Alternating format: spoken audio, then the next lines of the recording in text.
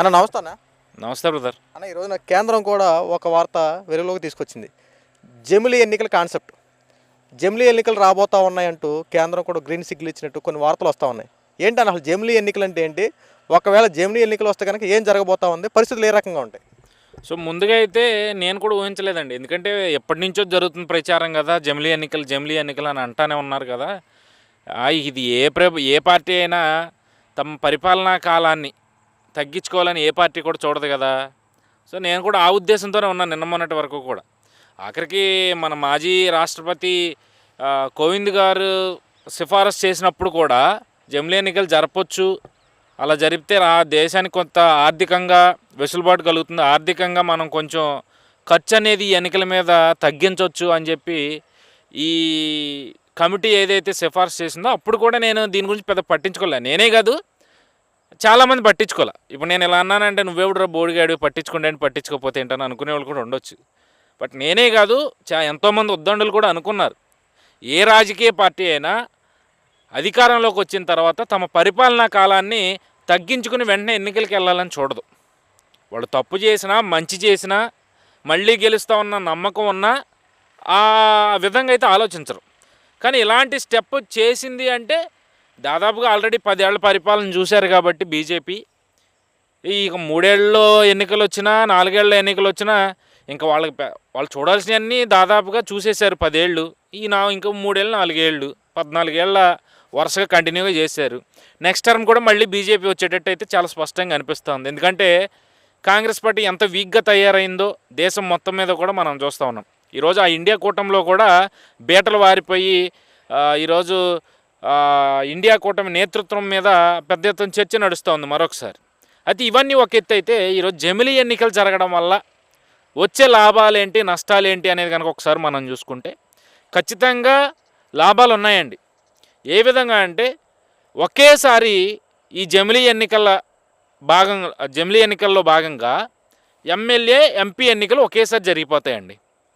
ఎక్కడ దేశం అంతా కూడా, రాష్ట్రంలో ఎన్ని స్టేట్స్ అయితే ఉన్నాయో అన్ని స్టేట్స్లో కూడా ప్రతి స్టేట్లోనూ ఒకేసారి ఎన్నిక జరుగుద్ది.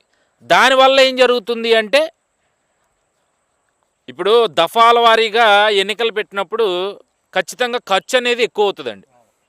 దాన్ని తగ్గించవచ్చు. ఇక్కడ ఒకేసారి పెట్టడం వల్ల 100 కోట్లు ఖర్చు పెట్టే కాడ 60 కోట్లు 70 కోట్లు పెట్టవచ్చు, సరిపోతుంది అక్కడ.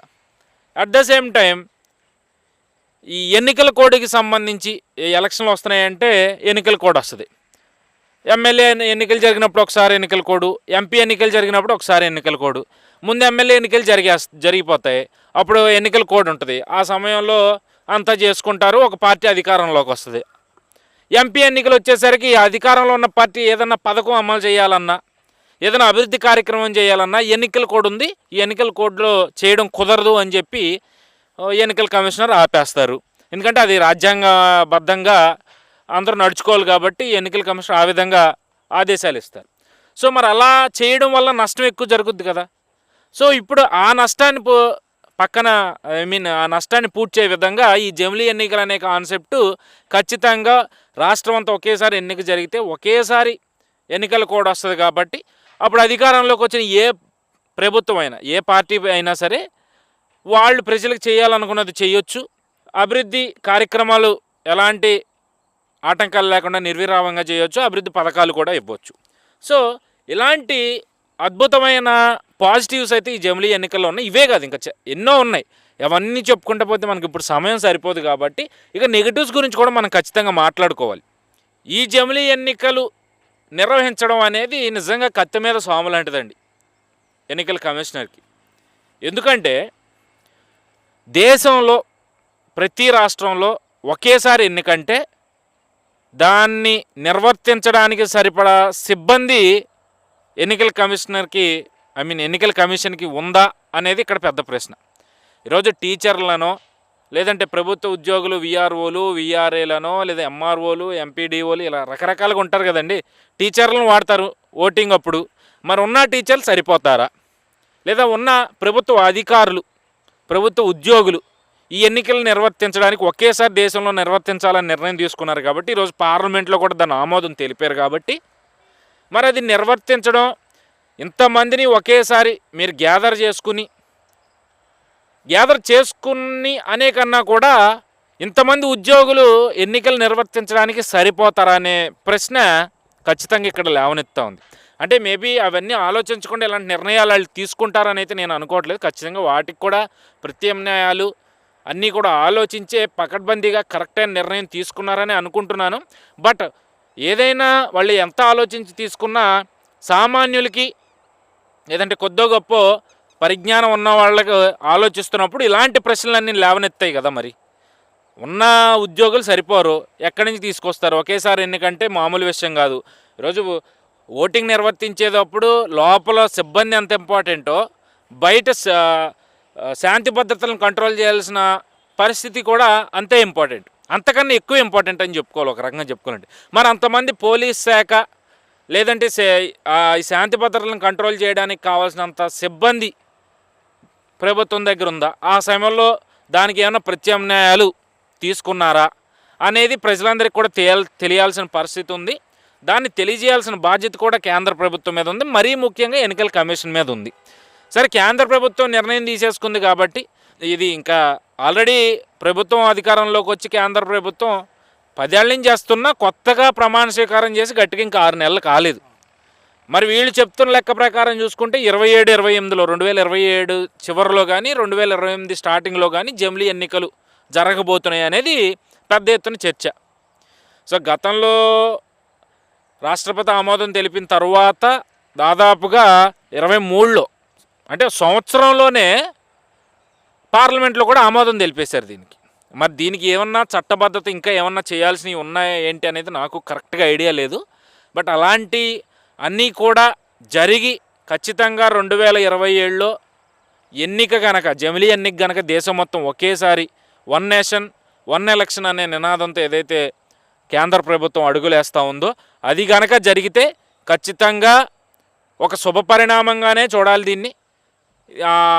ఎన్నికల్ని ఎలాంటి విఘాతాలు కలగకుండా, శాంతి భద్రతలకు ఇబ్బందులు కలగకుండా ఎన్నికలను కనుక వాళ్ళు సజావుగా పూర్తి చేయగలిగితే అద్భుతమైన విజయాన్ని సాధించినట్టే, వచ్చే తరాలకి మంచి ప్లాట్ఫామ్ని క్రియేట్ చేసినట్టే అనేది అయితే మనం అనుకోవాలి.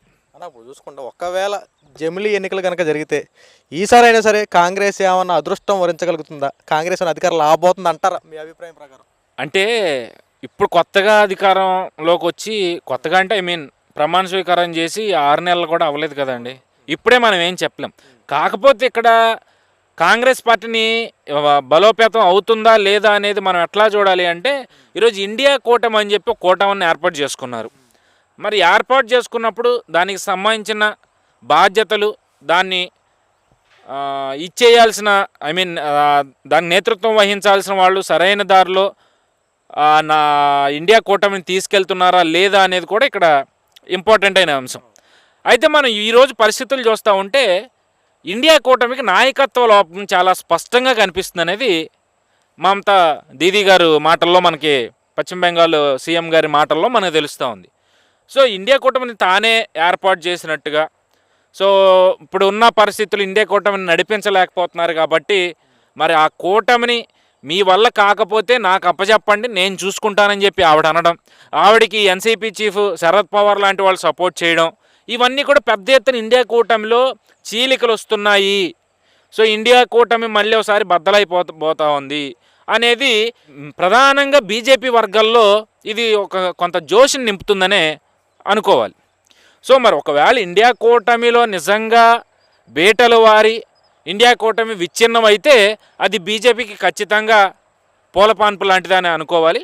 బట్ ఇప్పుడు దేశంలో ఉన్న పరిస్థితి ప్రకారం చూస్తే మొన్న 2029 ఎన్నికల్లో ఖచ్చితంగా కాంగ్రెస్ ప్రభావం చూపుతుంది అని చెప్పి అనుకున్నారండి.